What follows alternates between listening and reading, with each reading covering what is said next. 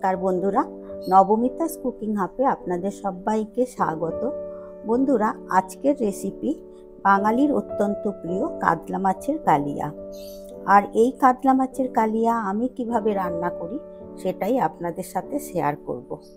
Please বন্ধুরা, আপনারা পুরো ভিডিওটা দেখবেন। আর যদি ভালো লাগে লাইক, শেয়ার, কমেন্ট করবেন আর সাবস্ক্রাইব করে আমার পাশে থাকবেন। চলুন তাহলে আমি রান্নায় যাই। আমি এখানে 4 পিস কাতলা মাছ আগে থেকে ভালো করে ধুয়ে নিয়েছি। মাছগুলো ধুয়ে নেওয়ার পর মাছগুলো ম্যারিনেট করে নেওয়ার জন্য দিয়ে দেব হলুদ গুঁড়ো, এরপর দেব লবণ, দেব সর্ষের তেল, আর দিয়ে দেব আদা, রসুন আর কাঁচা লঙ্কার পেস্ট। দেওয়ার পর হাত দিয়ে ভালো করে মাছগুলো এই সমস্ত উপকরণ ভালো করে মাখিয়ে নেব। ম্যারিনেট করে নিয়েছি। এরপর আমি 5 মিনিট এটা রেখে দেব। 5 মিনিট হয়ে গেছে। এরপর আমি এই ম্যারিনেট করা মাছগুলো ভেজে নেব। মাছগুলো ভাজার জন্য কড়াতে দিয়ে দেব সর্ষের তেল। তেল গরম হয়ে গেছে, এই তেলের মধ্যে মাছগুলো ভেজে নেব। আমি এখানে দুটো করে মাছ দুবার ধরে ভেজে নেব, তাতে একটা মাছ একটা গায়ে লেগে যাবে না। আমি এখানে আমাদের প্রয়োজন মতো মাছ নিয়ে রান্না করে দেখাচ্ছি। আপনারা আপনাদের প্রয়োজন মতো মাছটা নিয়ে নেবেন। একদিকটা ভাজা হয়ে গেলে অপর দিকটাও এইভাবে ভেজে নেব। মাছগুলো খুব কড়া করে ভাজবেন না, হালকা লাল করে ভেজে নিতে হবে। মাছ দুটো ভাজা হয়ে গেছে, এবারে তুলে নেব একটা প্লেটের মধ্যে।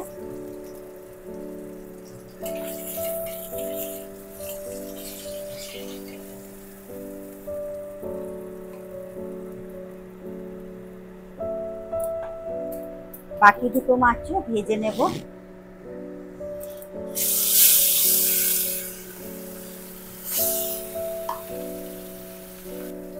এই মাছগুলো ভাজা হয়ে গেছে, তুলে নেব।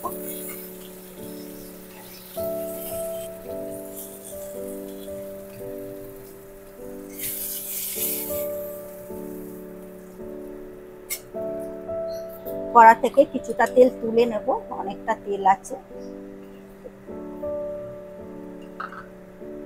মাছগুলো ভেজে তুলে নেওয়ার পর এই তেলের মধ্যে দিয়ে দেব দুটো ছোট এলাচ, 4-5টা লবঙ্গ,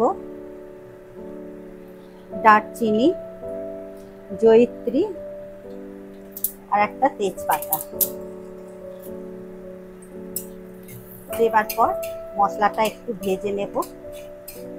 ফোড়নের মশলাটা ভেজে নেওয়ার পর এর মধ্যে দিয়ে দেব কুচি করে রাখা পেঁয়াজ। আমি এখানে 2 রকম পেঁয়াজ ব্যবহার করব, এরকম কেটে রাখা পেঁয়াজ আর পেস্ট করে নেওয়া পেঁয়াজ। পেঁয়াজটা একটু ভালো করে ভেজে নেব। পেঁয়াজটা ঠিক এইভাবে ভেজে নেওয়ার পর এর মধ্যে দিয়ে দেব আদা, রসুন আর কাঁচা লঙ্কার পেস্ট, আর দিয়ে দেব পেঁয়াজ বাটা। আমি আগে থেকে পেঁয়াজ বেটে নিয়েছিলাম, সমস্ত মশলাগুলো আগে থেকে করে রেখেছি। দিয়ে মশলাটা আবারও ভেজে নেব। এরপর দিয়ে দেব হলুদ গুঁড়ো, কাশ্মীরি লাল লঙ্কার গুঁড়ো, জিরে গুঁড়ো, ধনে গুঁড়ো। সমস্ত মশলা আমি 30 থেকে 40 সেকেন্ড ধরে ভেজে নেব। 30 থেকে 40 সেকেন্ড ধরে ভেজে নেওয়ার পর এবারে দিয়ে দেব টমেটো পেস্ট। টমেটো পেস্ট দেওয়ার পর দিয়ে দেব স্বাদ অনুযায়ী লবণ, আর দিয়ে দেব চিনি। এরপর আমি সমস্ত মশলা 3-4 মিনিট ধরে কষে নেব। যতক্ষণ না পর্যন্ত মশলা থেকে তেল ছাড়ছে ততক্ষণ সমস্ত মশলাটা কষতে হবে।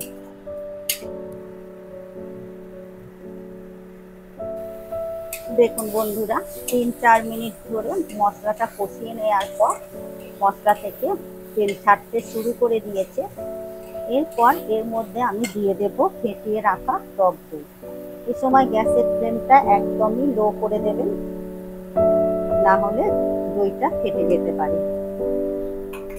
সমস্ত মশলার সাথে ভালো করে মিশিয়ে নেওয়ার পর গ্যাসের ফ্লেমটা জোরে দিতে পারেন।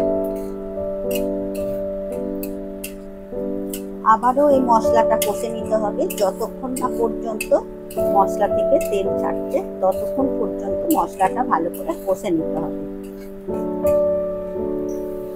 মশলা যতটা ভালো করে কষবেন তরকারির টেস্টটাও ততটাই ভালো হবে। সেই জন্যই মশলাটা বেশ ভালো করে কষে নিতে হয়। যতক্ষণ না পর্যন্ত মশলা থেকে তেল ছাড়ছে ততক্ষণ মশলাটা কষে নিতে হবে। মশলা এখানে ভালো করে কষে নেওয়া হয়ে গেছে, মশলা থেকে তেলও ছেড়ে দিয়েছে। এরপর এতে দিয়ে দেব জল।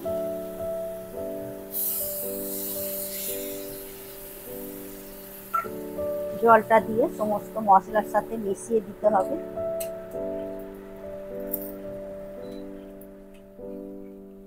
গ্রেভিটা যখন এইভাবে ফুটতে শুরু করবে তখনই এর মধ্যে তুলে দিতে হবে ভেজে রাখা মাছগুলো।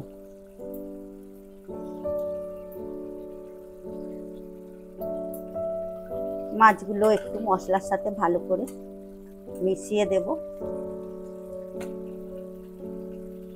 মিশিয়ে দেওয়ার পর 2 থেকে 3 মিনিট এইভাবে ফুটিয়ে নেব। মাছগুলো গ্রেভির সাথে 2-3 মিনিট ফুটিয়ে নেওয়া হয়ে গেছে। এবারে আমি দিয়ে দেব গরম মশলার গুঁড়ো আর দিয়ে দেব 1 চামচের মতো ঘি। এরপর গ্যাসটা অফ করে দেব, দিয়ে ঘি আর গরম মশলা ভালো করে মিশিয়ে দেব। গরম ভাতের সাথে এই রকম কাতলা কালিয়া থাকলে আর কিছুই লাগবে না। আর আজকের রেসিপি কাতলা কালিয়া সার্ভ করার জন্য একদম রেডি।